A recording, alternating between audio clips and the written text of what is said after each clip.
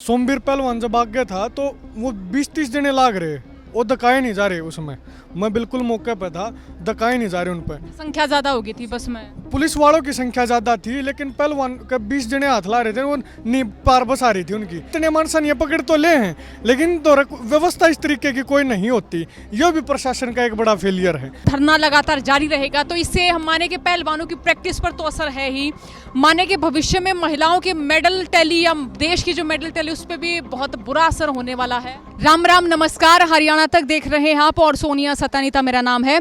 अब इस वक्त मेरे साथ जो है किसान नेता अक्षय नरवाल हैं और कॉमनवेल्थ मेडलिस्ट पहलवान जो हैं सोमवीर मेरे साथ हैं। आपने देखा होगा कि पुलिस और पहलवानों के बीच में झड़प हुई तो इन दोनों को भी डिटेन कर लिया गया था। अक्षय, पहले मैं आपसे पूछूंगी कि क्या वाकया हुआ था, ज़रा बताएं। हम तो सब ठीक ठाक चल रहा था, हम तो एक दोस्त की शादी में थे और जैसे ही पता लगता फ़ोन आता है दिल्ली से एक भाई का कि ऐसे ऐसे धरने पे ये चला हुआ, तो मेरी तुरंत सोमवीर भाई से बात हुई। सोमवीर भाई की यहाँ पे बात चल रही थी, तो मैंने पूछा कि भाई क्या हुआ एग्जैक्ट मामला, तो इन्होंने मुझे बताया, इनका फ़ोन आया कि भाई जल्दी आ जाओ, दिल्ली चलना है। हम तो उस रात से ही 11-12 का टाइम था, रात को ही चल दिए अपने घर से सोमवीर भाई और हम। सोमवीर ने कई अखाड़ों में गई, फिर रोहतक से इकट्ठा होके फिर हम तो सीधे दिल्ली आ गए। और जैसे ही हम दिल्ली यहाँ जंतर मंतर पे पहुँचते हैं, मतलब पता नहीं क्यों जंतर मंतर तो एक ऐसा स्थान है कि लोकतंत्र में अब विरोध प्रदर्शन करने के लिए एक जगह बनाई गई है।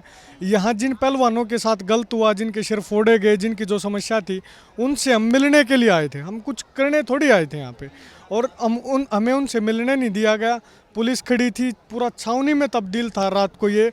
और हम कुछ लोग थे, 5-7 लोगों को एक बस में, 5-7 लोगों को एक बस में, मतलब 20-30 आदमी एक थाने में भी इकट्ठा नहीं होने दिए। उनको सीधा डिटेन किया और थाने में लेके चले गए, अलग अलग थानों में, किसी को किसी थाने में, किसी को किसी थाने में। तो उसी दौरान हमारे साथ भी ये घटना हुई, हम भी यहाँ से डिटेन कर लिए गए रात को लगभग 2 बजे के आसपास, और फिर एक थाने में लेके गए और वहाँ फिर हम गए। जब डिटेन किया गया तो उस वक्त का वो कैसा माहौल था? बस इतनी ज़बरदस्ती कर रहे थे, हमने उनको रिक्वेस्ट की कि भाई हम एक बार अपने पहलवानों से मिलना चाहते हैं। उनके साथ जो आप ये मारा पीटी झड़प कर रहे हो ये बिल्कुल गलत है, हम एक बार मिलना चाहते हैं। वो ठीक है या नहीं, पूछना चाहते हैं खाना खाया, अच्छी तरह रह रहे हैं नहीं रह रहे, बस यही पूछने आए थे। बस उन्होंने एकदम से अपनी बस लगा दी, 100-200 जने पुलिस वाले थे, एकदम से झड़प, एकदम से ऊपर कूद गए और फिर ज़बरदस्ती बसों में धकाने के लिए लग गए।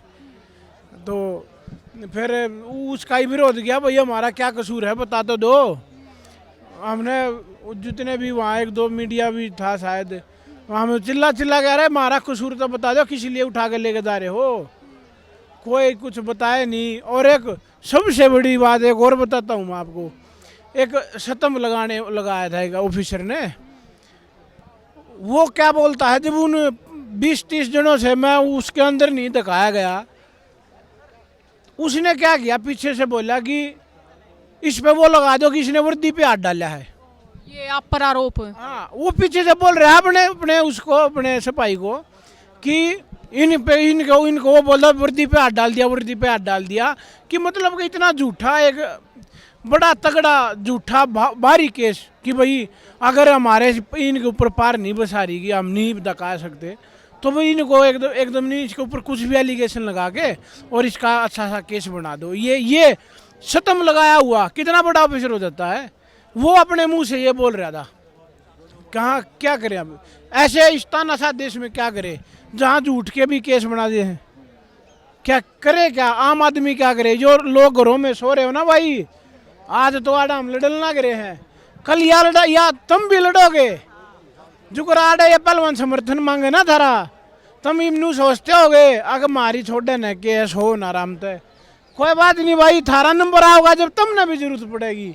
और फिर थारा याद आओगी कि हम भी नहीं गए थे, तो जय थम नहीं किसी के उसमें जा रहे समर्थन में, तो थारे समर्थन में उम्मीद मत रखियो, थारे ऊपर जब बात पड़ेगी तो थारे गैल भी कोई आ जाएगा। फिर डिटेन कर लिया गया, कौन सा थाना था? वो गुड़गांव की तरफ था एक थाना, वहाँ पर ले गए। और अब रात से भूखे भी थे, हमने चलो भाई ठीक है उठा लिया, अब क्या करें। अगर उनको कुछ बोल ले तो वही वर्दी वाला है झूठा केस लगा दो, इनके तो हाथ की वही है भाई, लिख दो कुछ भी, क्या इन्वेस्टिगेशन होगी, कौन सुनता, सुना ही नहीं है। इतने बड़े बड़े खिलाड़ियों की सुनवाई नहीं है, तो एक उस छोटी सी बात की कौन सुनवाई करेगा। तो हमने उनको बोला, मैं कहा भाई रात से चले हैं भाई, खाना पीना खिला दो यार, भूखे मर रहे हैं। बस कुछ नहीं, हाँ हाँ करेंगे करेंगे, पूरी रात पूरा दिन काट दिया, कभी भूखे मरते हैं हम तो। अच्छा, फिर दोबारा आप जंतर मंतर पे आ गए। मतलब जो सोमवीर भाई ने एक इंसिडेंट का जिक्र किया, मतलब इतना सीनियर ऑफिसर था, उस सीनियर ऑफिसर को नाम देख पाए आप उनका? नाम नहीं हम देख पाए, हम बिल्कुल यहीं के सामने की बात है। सोमवीर पहलवान जब आगे था तो वो 20-30 जने लाग रहे, वो धकाए नहीं जा रहे उसमें, मैं बिल्कुल मौके पे था, धकाए नहीं जा रहे उन पर। संख्या ज्यादा हो गई थी बस में? पुलिस वालों की संख्या ज़्यादा थी, लेकिन पहलवान का 20 जने हाथ ला रहे थे, वो नी पार बस आ रही थी उनकी।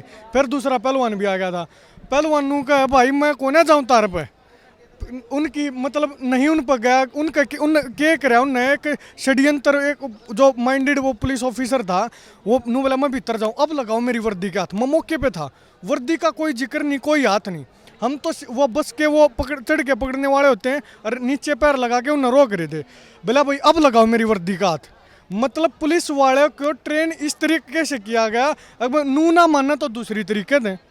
जो ये एलिगेशन भी आज ये औरत लगाने लग रही है, हमारी बाण बेटी लगाने लग रही हैं, तो ये भी जो मतलब ये कहो ना, इनके काउंटर में जो इनके रिएक्शंस दे हुए हैं भाई ऐसा कैसे हो सकता है, ये भी मतलब हमने नू विश्वास होने लग गया। हमारी रात की आंखें देखी बात, कैसे एक सीनियर पुलिस ऑफिसर इस तरह की बदमाशी कर सकता है, जो उनकी कोई पार नहीं बसाई। तो भाई एलिगेशन। दूसरी एक और बात हुई, मतलब हम थे, एक 3 स्टार थी, एक महिला आई बीच में, चढ़ो चढ़ो चढ़ो यार, वहाँ पे सैकड़ों पुलिसकर्मी हैं, जो पुरुष हैं वो वहाँ पे हैं, महिला का बीच में क्यों घुसना भाई, जो लेडी पुलिस थी उसका क्यों आया बीच में। पहलवान ने कहीं भी आप थोड़ा सा जी मारते दूर रहो, ये है ये चढ़ा देंगे हमने, वो भी बीच में बड़े, हमने तो नूडर लागन ला गया, कदे ये एलिगेशन ठोक दे इसे, एक वर्दी की बात क्या है, अरे एक औरत आ गई, माम तो जा चढ़े ना, उन पर सारी रात भी नहीं चढ़ा रही आड़े, सारे पहलवान सारी रात नहीं चढ़े उन पर बस में, और फिर इस वजह से इस डर में अपना बचाव करने की वजह से हमने उसमें बस में चढ़ना पड़ा। अच्छा, फिर जो है आप बस में बैठ गए थे,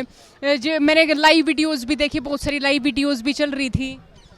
हाँ लाइव बनाने है, फिर दिखाना तो पड़ा भाई, हमारे साथ इतना अन्याय करा जा रहा है, एक तो चल रहा है अन्याय और ऊपर तक कर दिया हमने, अपने भैया तो जान भी नहीं दे रहे। और आज भी कितनी सिक्योरिटी है, सारे अपने हरियाणा के बॉर्डर पे कितनी पुलिस घेर रखी है, आपने बेरा होगा, और आड़े भी नहीं आने दे रहे थे, बोला उस गेट मत जाओ, उड़ा जाओ तो उनको उस गेट मत जाओ, मिलने के लिए इतना घुमा फिरा के और फिर वो करने लग रहे हैं दिल्ली पुलिस। डिटेन तो ये कर लेते हैं, लेकिन डिटेन करने के बाद इनके पास कोई व्यवस्था नहीं, जैसा पहलवान ने कहा, पानी पीने तक की व्यवस्था नहीं, चाय की व्यवस्था नहीं, रोटी पानी की कोई व्यवस्था नहीं, मतलब मच्छर इतने हो रहे थे उड़े, क्या है कि व्यवस्था नहीं, कोई व्यवस्था नहीं, इतने मानसन ये पकड़ तो ले हैं, लेकिन तो व्यवस्था इस तरीके की कोई नहीं होती।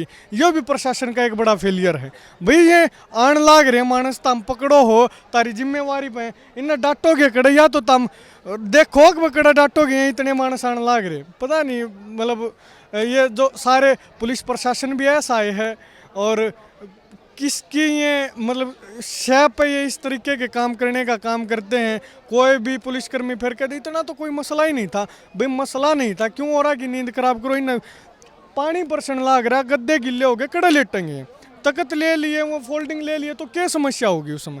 इतनी छोटी बात का इतना बड़ा इशू ने क्रिएट करने का कोशिश बनाने की बात करी। अच्छा, जैसे ब्रजभूषण बयान दे रहे हैं, आपको लग रहा है कि ये तो काफ़ी मुश्किल होगा?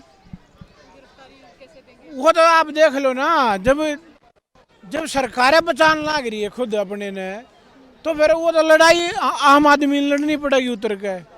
इतने दिन हो लिए FIR करने में इतना टाइम लग गया, और फिर ऑर्डर हुए पाछे भी, इब कोई भी बहन है, मैं खड़ा हूँ, मेरे खिलाफ जो थाने में चली जा, पुलिस ये मना बना पूछे ही बिठा ले जाएंगे, उड़े जाकर भी उड़े जाकर कहेंगे हाँ भाई ये बता, चाहे वह बहन झूठी जा रही हो, मतलब उसने जाके बोल दिया थाने में, अगर न्यू बात है कि मैं मन्ने बना पूछे ठा लेंगे, यो मलंग बड़े प्रेस कॉन्फ्रेंस करता अंडे है, क्या मतलब होया, मतलब ये तो वह बात होगी भाई, गरीब आदमी खातिर तो कानून दूसरा हाड़ है इस देश में, और जो पीछे आए हैं जो सत्ता में है उनका अलग कानून है। इन्होंने एक चैनल के ऊपर खुद एडमिट किया एक बात को। एक वीडियो में ब्रजभूषण कहता है कि भाई मैंने, साक्षी ने मेडल जीता, मैंने साक्षी को गले लगाया, और उसके बाद जब साक्षी ने असहज महसूस किया तो मैंने ये बात की, मैं पिता के रूप में लगा रहा था। मतलब वो खुद आदमी एडमिट कर रहा है इस बात को कि जब वो लड़कियों को गले लगा रहा है तो लड़कियां असहज महसूस कर रही हैं।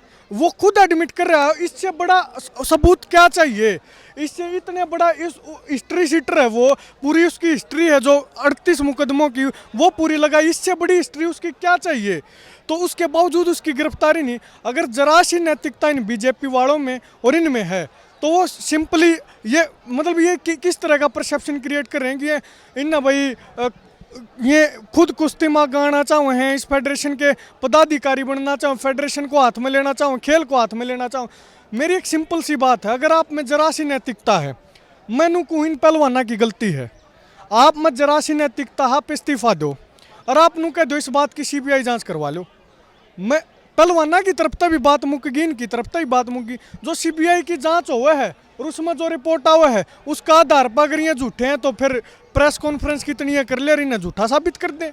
अगर सच्चे हैं तो अब मैं हस्तक्षेप कोई नहीं करूंगा, अपना इस्तीफा दे दे, जरा सी नैतिकता है तो। लेकिन इनमें कोई नैतिकता नहीं है।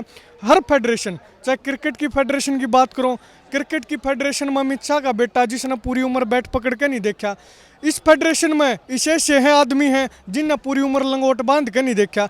और इस मैं ये बात कहना चाहूँगा कि जो कुश्ती करा कर दे ना, पहले नू क्या कर दे भाई इस खेल में, और इस खेल तो वह व्यक्ति जुड़े जो लंगोटी का सूचा हो। लेकिन कति इस चीज़ का विपरीत है। या जो भारतीय जनता पार्टी है ना, आज भारतीय जनता पार्टी नहीं रही, यह बलात्कारी जनता पार्टी हो चुकी है। इसके सांसद एमएलए इतने बड़े बड़े दरिंदे हैं जो देश का नाम रोशन करने वाली बेटियां हैं, उनके ऊपर भी उनकी गंदी नज़र है। अच्छा, अब लगता है कि अब जैसे ये धरना लगातार जारी रहेगा तो इससे हम माने कि पहलवानों की प्रैक्टिस पर तो असर है ही, माने कि भविष्य में महिलाओं के मेडल टैली या देश की जो मेडल टैली उस पर भी बहुत बुरा असर होने वाला है। उस पर तो होएगा क्योंकि सभी स्टार प्लेयर तो बैठे हैं, वो तो ऑटोमेटिक कट गए। अगर कोई उनकी जगह पर कोई किसी ने दूसरे ने अगर कोई खेल लगा अपने दीन मान ने बेच के, तो वो भी इतनी ऊपर नहीं जा पाएगा क्योंकि सबसे अच्छे खिलाड़ी तो यहीं बैठे हैं। और रही बोला खिलाड़ियों की बात, प्रैक्टिस पर असर, वैसे मेरा तो ये मानना है भाई, अगर तुम अपने हक की लड़ाई नहीं कर सकते ना तो उस खेल को ही छोड़ दो। जब तुम अपने खेल के लिए सच्चे नहीं हो ना तो उस खेल को खेलने का मतलब नहीं तुम्हारा।